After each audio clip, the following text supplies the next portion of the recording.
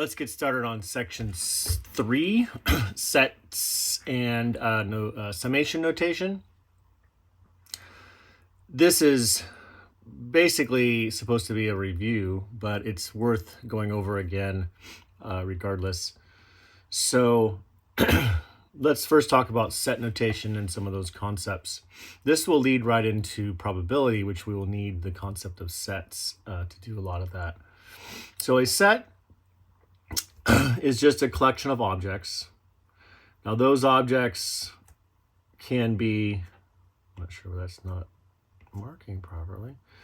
Those objects can be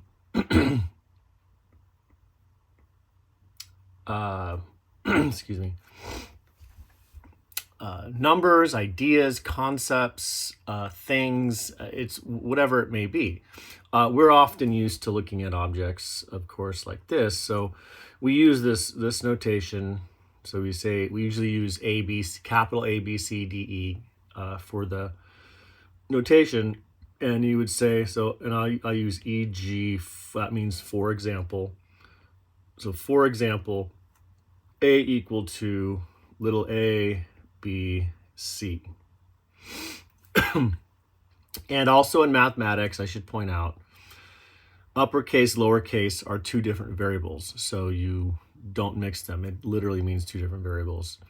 So you have set A's, A, B, C. Let's do like set B, 1, 2, 3.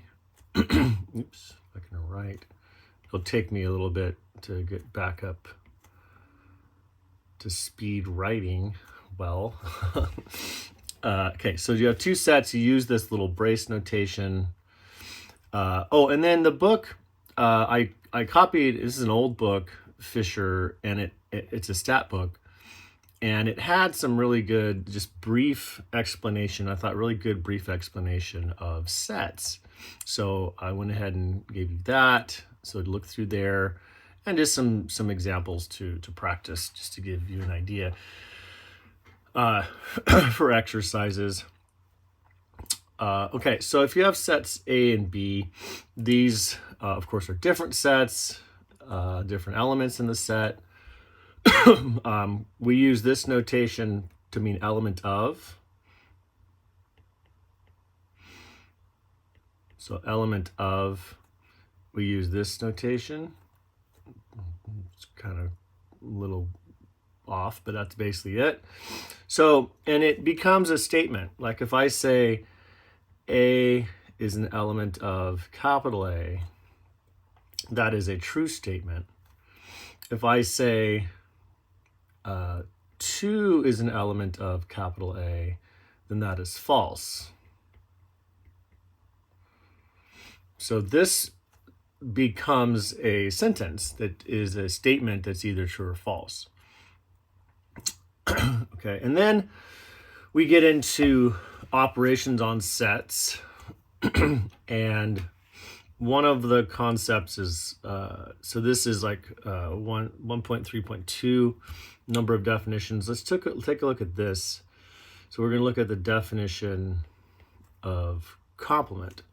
So the complement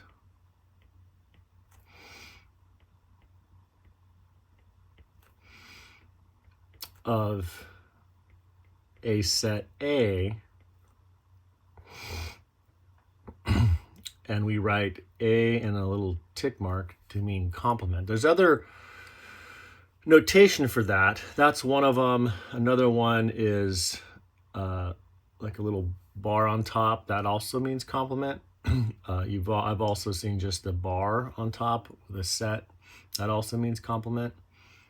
And I forget what Mendenhall does, but a complement, we'll look it up when we get there, means everything outside of A. So is the set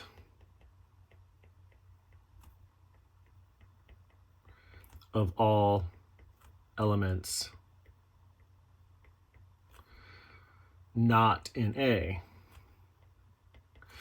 So what we usually do is we define a universal set. So U is, I'll say the, or the universal set. So when you're talking about like some situation, then that's the universe. That's your universal set. U is the universal set. So usually you represent it like this. You do like this box, like that. It's really not a box, it's a rectangle, but you get the idea. So you have a rectangle like that. And then you have, say, your set A. So in this situation, this is your universe, U. This is your set A. So A complement is everything outside of A. It's that. So it's all of these pieces. And hopefully this highlighter works. This highlighter was doing some weird stuff earlier. Okay. So this is what the complement is. It's all of this stuff outside of A. So it's in the universe. And in this situation, you would not go outside of the universe. So let's see, give you an example. If we are talking about people that are at Chaffey College, okay, and you have students, staff, right? You got all different people. So the complement, so you'd have all, so that's your universe. The universe would be everybody at Chaffey College. All right. Then you'd have students would be a subset. You'd have staff would be a subset. And there are some of us, would take classes, so you can be students as well. So the complement of students would be basically everybody's not a student, but is at Chaffey College. And I'm not defining whether they work there or whatever. Just they're at Chaffey College, right? So sometimes you got to keep things simple to get the point across. So it's everything that's not in that set. Okay, then you have. So these are Venn diagrams. You've hopefully seen those before. Then you have intersection union.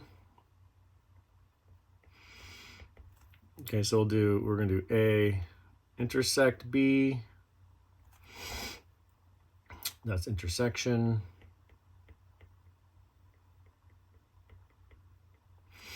That's everything in A and B.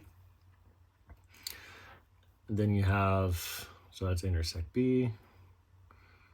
So that's, technically it's defined like this. You don't have to know this, but it's X element of A intersect B if and only if X is an element of A and X is an element of B. And so this means they're equivalent and go back and forth. We won't get into that logic. And then you would have to also know the definition of and statement. That's a logic concept. That's P and Q, and that's a logical concept. But we know it intuitively. It means it has to be in both, right? I mean, that's a simple idea. So the and statement we all understand. So if you go to the store and you said, I picked up milk and cookies, when you got home, you have to have milk and cookies for that to be a true statement. If you just have one, it's a false statement.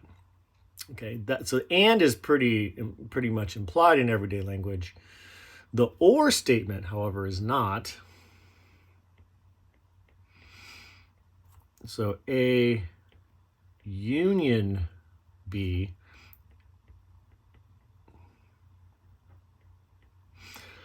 excuse me, is union of sets. And the definition is actually A element of A union B if and only if X is element of A or X is an element of B. So that relies on the P or Q statement. If you want to look this stuff up, you can do it real easily. Just say it into like one of those AIs and it'll just pop out a bunch of stuff. It's really easy to look up some of these concepts if you want. The or statement's a little more ambiguous because there's two types of ors we usually understand. So the example I always give is this. If you go to a restaurant and you ask for, you have your meal, it's a decent restaurant, not a great one, but a decent one. And then they ask, after the meal, before the meal, they ask you, do you want soup or salad with your meal? And that's implied that you can have soup or salad, but not both. So that's called an exclusive or. So soup, salad, or not both. If you want both, you got to pay for it. If it's a really good restaurant, then they give you both, right? They give you like whatever. I haven't been to, I think, any of those, very many of those types of restaurants, but that's what you would have. So then after your meal, you're going to have, they ask for dessert. Would you like dessert after your meal? Yes, I'd like dessert. Would you like some coffee with your dessert? Remember, sometimes they ask for coffee and stuff, that kind of thing. And they ask you, would you like some coffee? And you said, yes, I'd like some coffee. And then they ask, well, would you like cream or sugar? What's implied in that statement? If you say you could have both, you can have cream and sugar or just one or the other. You just tell them what you want. So if they use the or, sometimes they'll say it differently, but that or statement means you can have both. Okay, so in mathematics, statistics, anything, it's implied it's both, either or both. So that is, you can look that up. So this is always inclusive. Okay, that's the inclusive or statement. So when you're looking at the Venn diagrams of this, I went ahead and did those kind of together. We will have, let's do this. You can draw these out, just look them up. I'm going to duplicate that. And then we'll have the intersections of these two things. Let's duplicate that.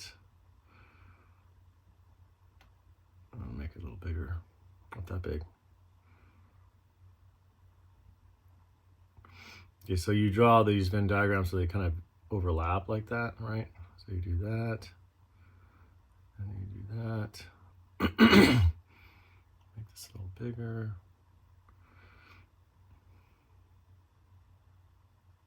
I don't want to spend too much time on this, but you get the concept.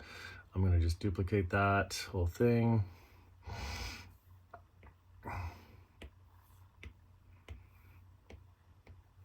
So this will just be duplicated, and then we'll be able to do the and and or statements. All right, so this is your universe. This is A. This is B. So the complements are outside of each of those, right? So it would be outside, which would include the other pieces. So the complement of B would include, would be all of this, right? That's the complement of B. And then you could talk about the union intersection. The intersection is everything that's in both. So we can clearly see here that all of that in the between is in both. So let me go ahead and make this so I can draw it in. So this is in both. So A and B, like that. And then the union means in both or by themselves. So the union is all of this and all of this, or both, because it's inclusive or statement. So if you go to Excel, there's different commands for that logical statement and an or, and also exclusive or. Actually, I forget the actual coding, but it's exclusive or. And it'll do that. So this one, this is A intersect B. This is A union B. And then you can spend some time in the notes and the examples and go through I mean the book, the excerpt from the book, and practice some of those. So they talk about a few other things, not as critical right now. If we need to come back to stuff, we will. But I want to give you just a basic idea, fundamental concept of that. Let's do a specific example though. So let's kind of go back to those sets A and B, and I'll construct another example or another set. So A, let's do A, B, C, 1, 2. And then B, we're going to do B, that's good, B, 1, 2, 3. So let's do the intersection. So A, let's do A. So A complement would be basically everything outside of A. So A complement would be what? The universe is just, I didn't define anything else, so it has to be just both of those. So the complement of A would be, what is it? It's just 3, right? It's just 3. Let's check that out. Ow, sorry, I just nailed my arm. So B is here, 1 here, 1 here, 2 here, 2 here. So complement of A is just 3. Okay, so look at more of those if that's not clear. Let's do the intersection. A intersect B would be what's in both. So it looks like B is in both, 1 is in both, 2 is in both, and that's it. Okay, and then let's do A union B. So the union is A, B, C, 1, 2, and then what? And then 3. That's everything in both. Either in A or in B or in both. Okay, so that's the union. And then there's different examples of that. You could talk about A union B complement and go on and on and on like that. All right, I don't want you to practice some, just get a feel for it. I'm not going to ask you anything specific about this on an exam or quiz. It's really just going to be used for probability. Okay, let's go on to next. Let's go back up. Okay, so let's go on to summation notation. This is another important thing we will be using.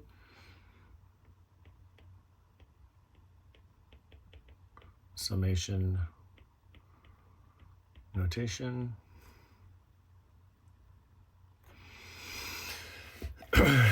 So let's say you have these variables that mean something. So let's say you have these variables, let's think of it like this. You have, well, at X, and so usually what you do is you have like a variable and you have like a subscript. Now this subscript is I, and so I is called the index. It doesn't have to be I. You can have X sub K. You could represent it with A sub N, right? So it could be K, N, and just, it's usually those types of variables.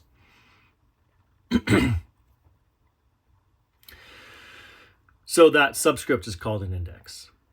Okay, and let's suppose you have these X. One represents maybe the temperature, like body temperature of person 1, body temperature person 2, person 3, person 4, person 5. And we will define this concept next time, average and stuff. But suppose you want to add that up, x1 plus x2 plus x3 plus x4 plus x5. And so you want to sum those. So that's the sum. And we have notation for that. It uses the Greek letter sigma, uppercase,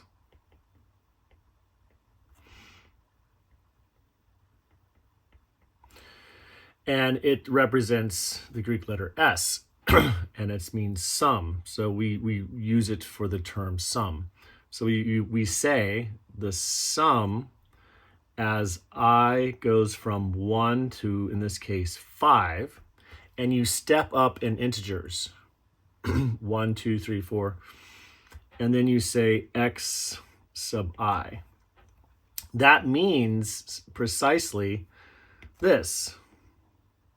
It means the sum of those terms, just like that.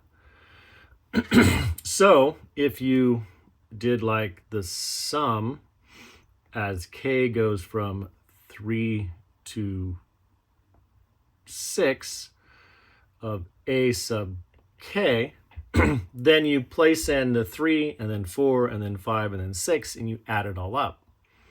So that equals a sub 1. No, it doesn't. Sorry. What is it supposed to be? A sub 3. I started at 3 for some weird reason. You can. It doesn't matter where you start. Normally, you don't start at negatives. We won't in this type of class, but you can. It's not like you can't do that. It just doesn't really make sense for what we're doing. Excuse me, in statistics. So A3 plus A4 plus A5 plus A6, etc. So that's the sum of elements, sum of variables. Again, page 8 in that Fisher book has a well, I like it because it's brief and simple. Doesn't have a bunch of weird, all kinds of weird stuff in there. It just says it. I mean, it's an old book, so you got to be a little forgiving of it. But it has very good just explanations. A lot of times the older books are just better. They're just more simple, easier to read. Then there's some properties they get into. Let's go over some of the properties, and I'll let you spend some time on them, the properties, and see why they work. And again, this is all review. It's not really part of the class. You're supposed to know this. So first property, sum a sub k plus b sub k. And we'll go ahead and put in k goes from 1 to n.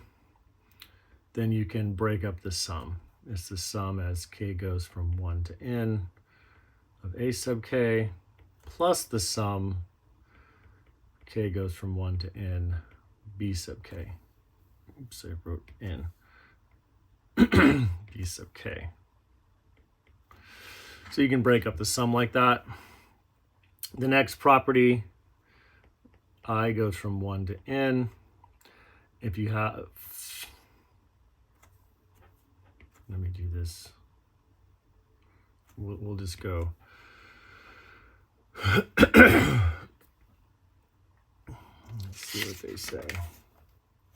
That's fine. That was okay. So we say the sum as I goes from 1 to n of c x sub I. So c is a constant. So c is just an element of the reals. Oh, and then you may want to, probably good to go through, it will be posted, the set notation that I use for all my classes, and that'll give you some notation, more background on some of the notation. So I just defined element of, and then these are real numbers, so that just means a constant. So what that means then for us is you can factor it out. You take out that element, that constant, I1 to n, x sub n. So it's really like a distributive property is what that is. You're distributing across all the terms. So if there's a c out here, it's basically like c times each one of those terms. Well, we know distributive property, the basic concept, you can factor that out. So that's what we're doing. All right. If you have just the sum of C as I goes from 1 to N, then that's just basically adding C N times. It's C plus C plus C plus C. So that's N times C. And then look up that proof. It's on page 11. So check that out, and then some of the other ones. Then that's pretty much all we need. You can practice a few things, but we're going to need to use the summation notation for defining mean, not median, but mean, standard deviation, many of the other formulas. So that's what'll be next. Well, no, actually, it's not quite there yet. But that's section 4 and 5. We'll go on to those.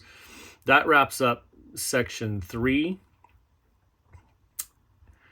Let's see if there's anything else. So we did the sets, basic concept of sets, intersection, union, complement. You make sure you get the complement idea. Practice some of those in Fisher, but also there's, let's see, did I assign any in Mendenhall? Page 54, and Mendenhall has some stuff. Any college algebra book, or you could literally just look it up, like summation notation. It's just when you search online, it can be quite a rabbit hole where to go. Is terminology I've heard from many students. So you want to be a little careful of where you search, and they might have some weird, crazy definition, some high-level mathematics going on. So stick to kind of what I'm showing you. That's the basic, as we go on these videos, the basic thing you want to realize is when I pick problems, I pick them off of after what I've done.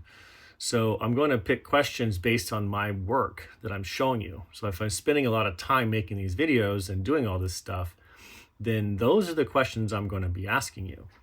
I don't just pick random weird questions. So so far we're just reading warm up. We'll have a couple things on graphs and presenting data and things like that, general concepts.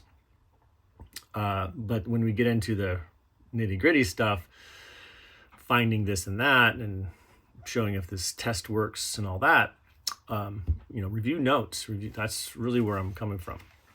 Okay, moving on next. See you in the next one.